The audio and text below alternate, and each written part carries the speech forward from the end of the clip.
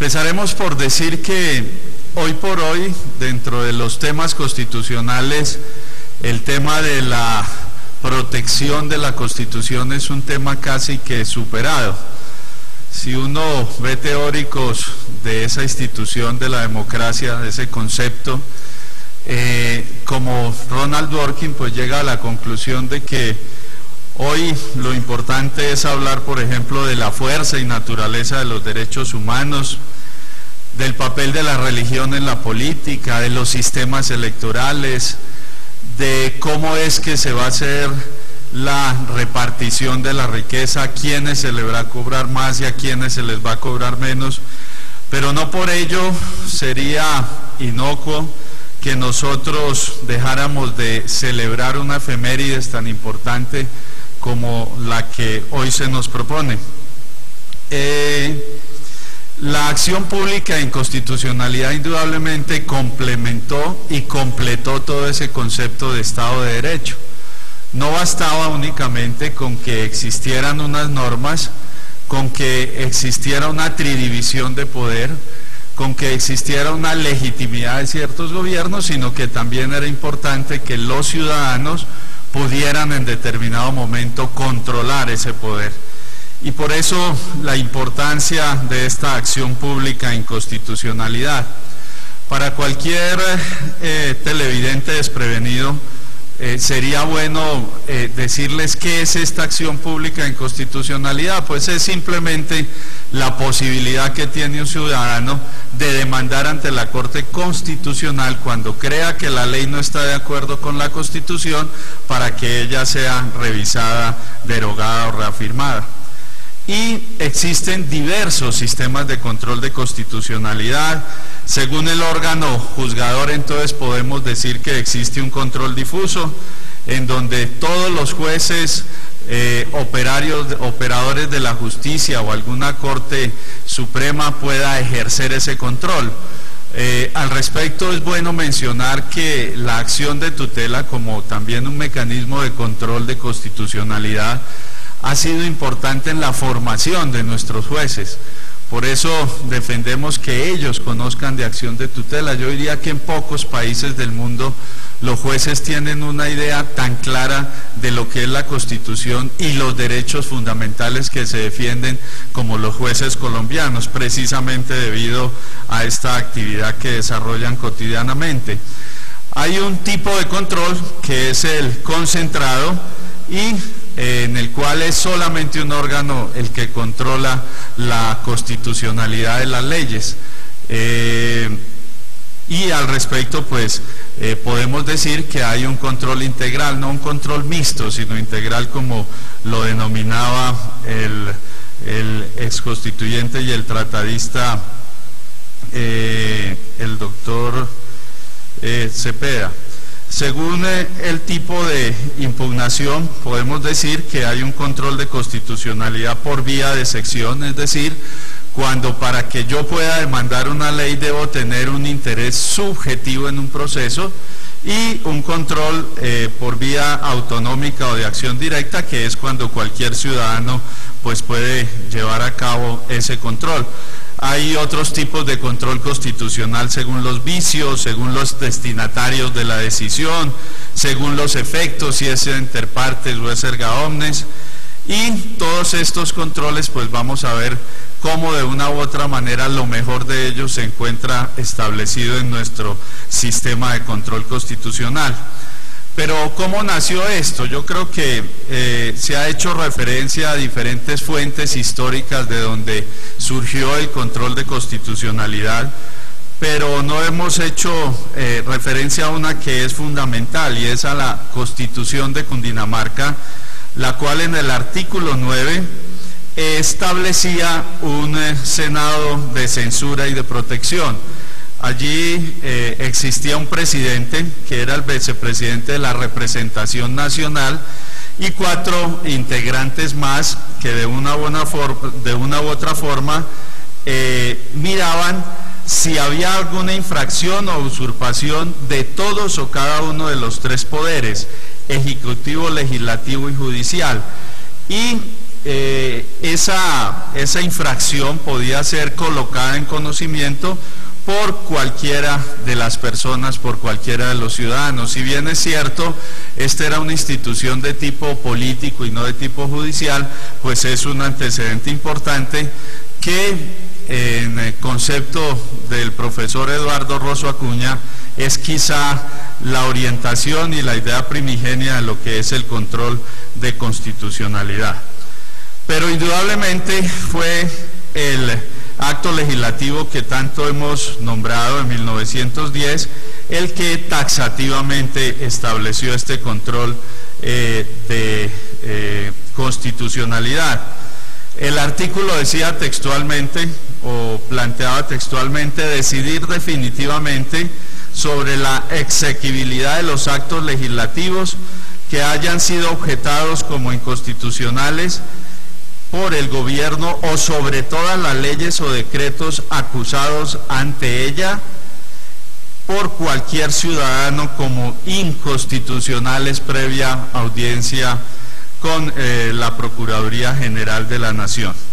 Es decir, cualquier ciudadano, como lo comentábamos al principio, puede entonces demandar una ley porque está en contra de la Constitución. Se ha hecho bastante referencia al artículo 6 de la Ley 153 del 87, en donde se establecía que una disposición expresa de la ley posterior a la Constitución se reputaba constitucional y se aplicaría aun cuando pareciera contraria a la Constitución. Y se hacía eso, retomando un poco el argumento de Julio César Ortiz, en la convicción de que si el Poder Legislativo y el Poder Ejecutivo habían analizado la ley y que ellos eran los defensores de la Constitución, entonces pues se suponía que esas normas eran constitucionales.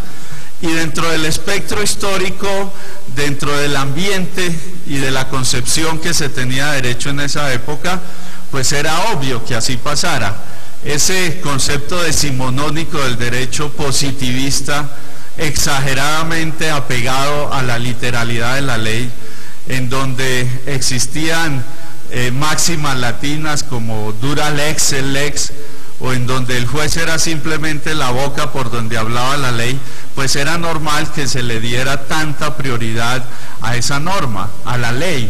Tuvo que pasar mucho antes de que los tratadistas y los ciudadanos entendiéramos que más allá de la ley existen una serie de principios y de valores precisamente establecidos en la Constitución, que son los que le dan un basamento y dan la posibilidad de que la interpretación sea mucho más amplia y no apegada al texto constitucional.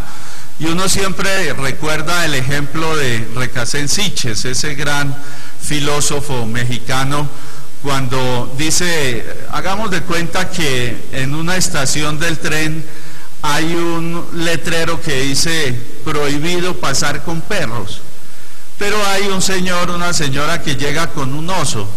¿Usted lo deja pasar o no lo deja pasar? Pues bueno, algunos dirán, obviamente yo lo dejo pasar porque el letrero dice es prohibido pasar con perros y el señor va con un oso.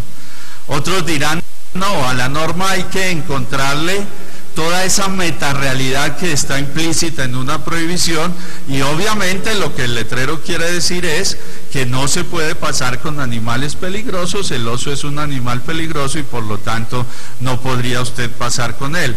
Esa diferencia de interpretación y de concepción de la ley es importante y es relevante para todos estos procesos de protección precisamente de la Constitución. Hoy todos esos iusnaturalistas de la contemporaneidad, Atienza, Robert Alexis, entonces plantean que lo que nosotros debemos entender antes que la ley pura y frívola es esos principios y valores que protegen, valores como el de la justicia.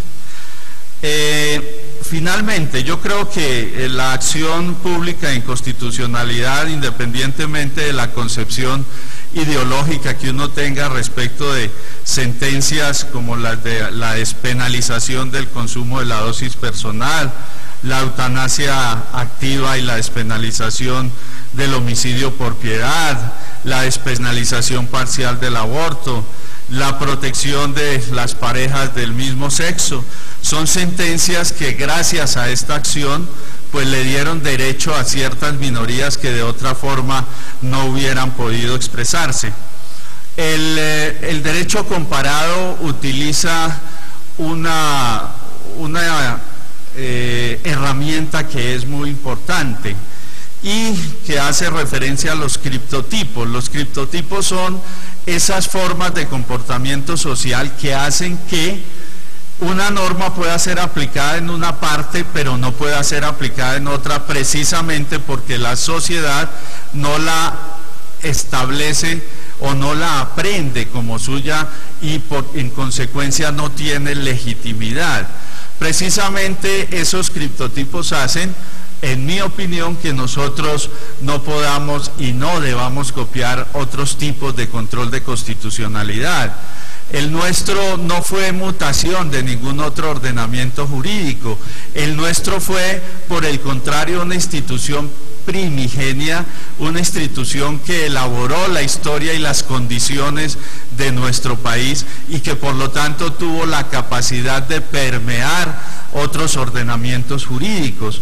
Cuando una institución de un país permea otra institución jurídica de otro conglomerado, pues lo que hace es que esa cultura de una u otra forma pueda irradiarse.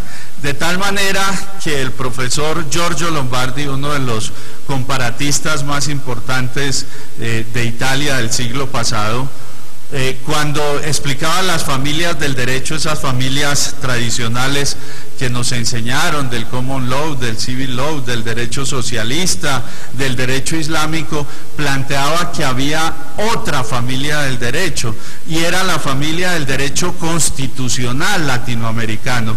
Y decía que lo que identificaba esa familia autónoma del derecho era precisamente la acción pública de inconstitucionalidad y la acción de amparo que tuvo su primera expresión en México.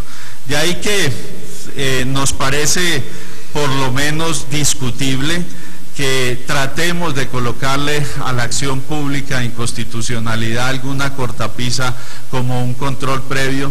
Por lo general, cuando a estas instituciones de tipo democrático se les colocan algunos límites, las instituciones empiezan a desaparecer, pero sobre todo se empiezan a deslegitimar. La acción pública de inconstitucionalidad es pues quizá esa institución que nuestro derecho le legó al mundo. De ahí que la defensa y la conmemoración como la que hoy hacemos sea vital e importante para nuestra cultura jurídica. Presidente, muchas gracias.